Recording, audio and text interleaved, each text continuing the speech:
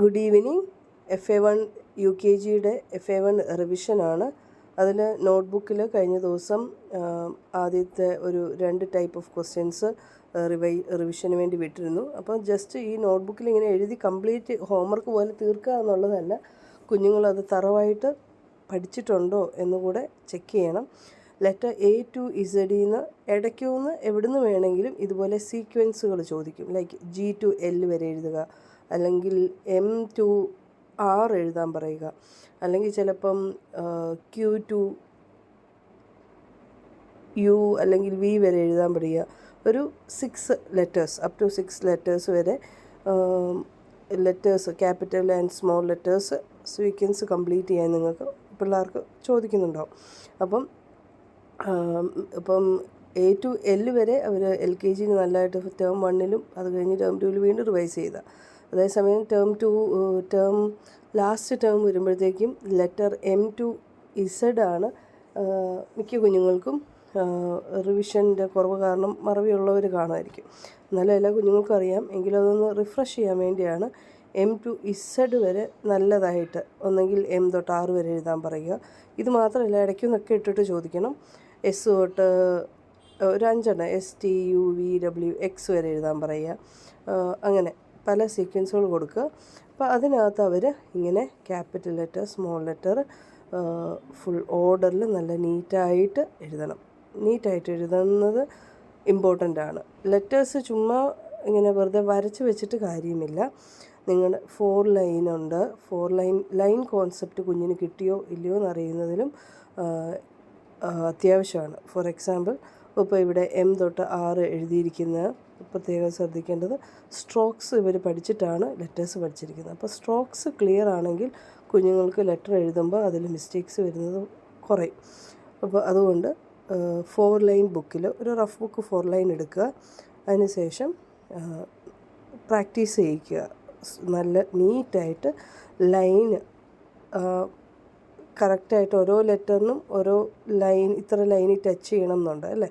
അപ്പോൾ ആ lines touch ചെയ്ത് കറക്റ്റായിട്ട് കുഞ്ഞുങ്ങൾ എഴുതുന്നുണ്ടോ എന്ന് ഒന്നുകൂടെ അവരെ ഒന്ന് റിവൈസ് ചെയ്ത് പഠിപ്പിക്കുക. ഇൻ കേസ് അതുപോലെ ഡയറക്ഷനും ലെറ്റർ O ഒക്കെ എഴുതുമ്പോൾ തിരിച്ചെഴുതുന്നവരുണ്ട്. അതൊക്കെ ഒന്ന് ശ്രദ്ധിച്ച് അത് കറക്റ്റ് ചെയ്യണം. ഓക്കെ, ഇപ്പം ലെറ്റർ M തൊട്ട്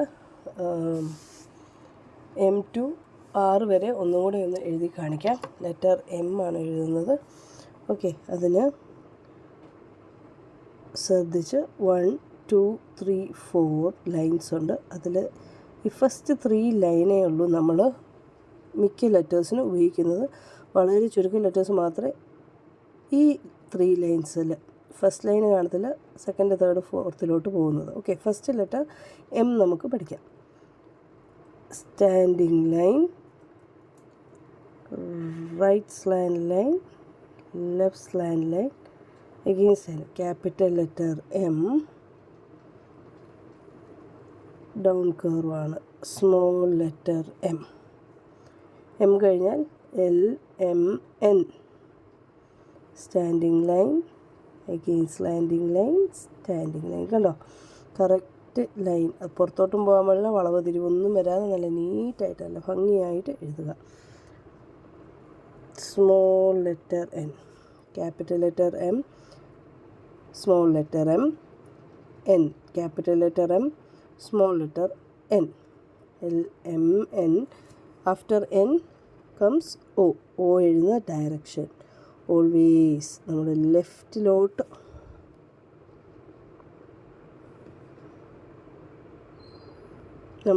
ലെഫ്റ്റിലോട്ട്, വേണം തുടങ്ങാൻ.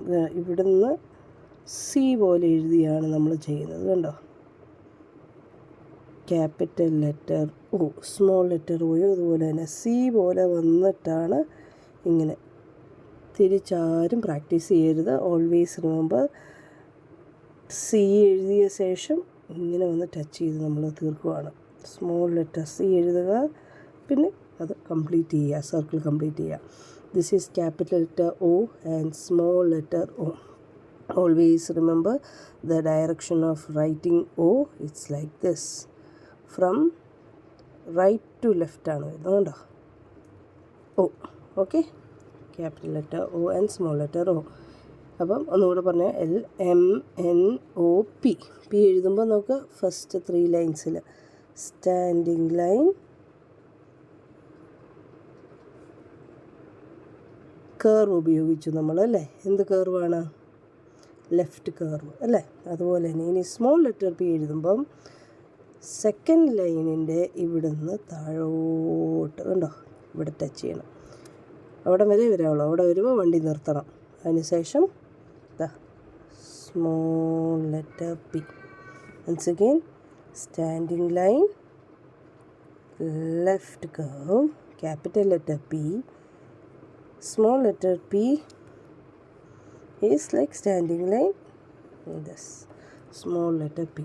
But MNOP. After P it comes Q. Q എഴുതുമ്പോഴും ദാ O പോലെ തന്നെ കണ്ടോ, direction should be correct. Q. Okay, next C എഴുതുക. അതിനുശേഷം standing line, small letter Q. Once again capital letter Q,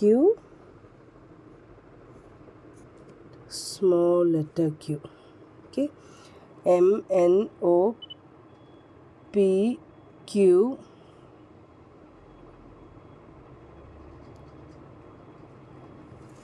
next R ആണല്ലേ.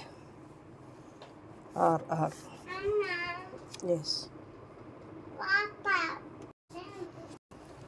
Okay, MNOPQ.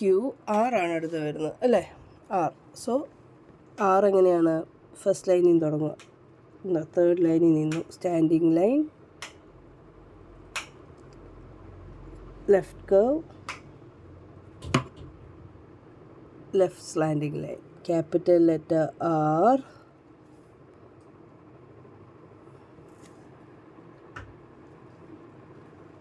small letter R. Once again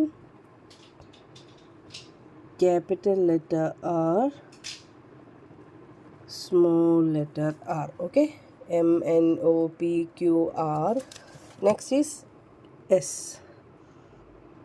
Capital letter S, small letter S. Okay, S. Next അത് ഓർക്കുക, ഇങ്ങനെ കർവാണ് അതും കണ്ടോ.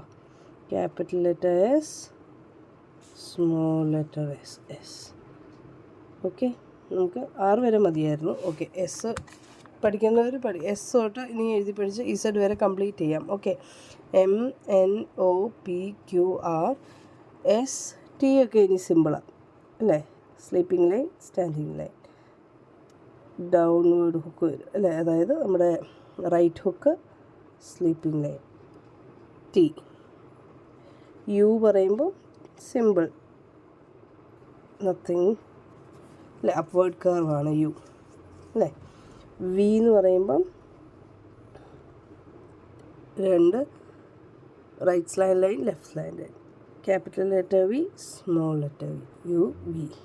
W slanting line, W. Okay, W small letter W, അതുപോലെ തന്നെ W. Okay, ഇനി 3 ലെറ്റേഴ്സും കൂടെ ഉള്ളൂ. XYZ. X.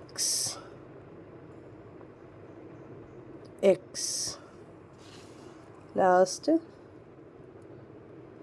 Y കണ്ടോ, capital letter Y, small letter Y. Z. Sleeping line, slanting line.